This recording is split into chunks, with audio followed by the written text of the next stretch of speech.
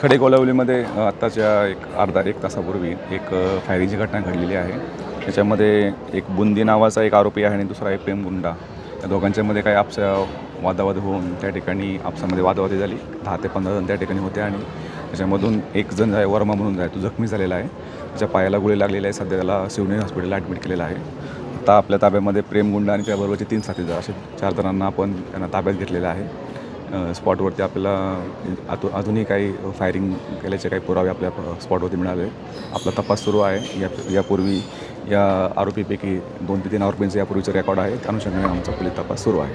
Sir किती round fire झाले काय माहिती? आमच्या माहितीप्रमाणे 2 राऊंड फायर झाल्याची माहिती आहे.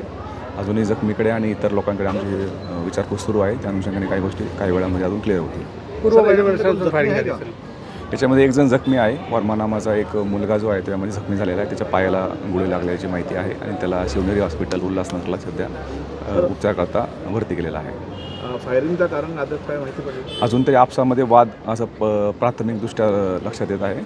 तरी ही माहिती जी आहे जे जखमी आहे आणि इतर काही साक्षीदार असतील त्यांच्याकडून आपल्याला समजून जाईल. ठीक आहे सर. वेपनबद्दल काय माहिती देऊ शकता का? वेपन सर त्याबद्दलचा आमचा तपास सुरू आहे. त्याबद्दलच्या काही तपासाच्या गोष्टी आहेत त्यामध्ये आमचा सुरू आहे. 4 लोकांना आम्ही ताब्यात घेतलं. वेपन पहिल्यांदा वापरण्यात आला म्हणजे माहितीसाठी नाही त्याबद्दलची आम्ही माहिती होती. शरे पण होते तिकडे.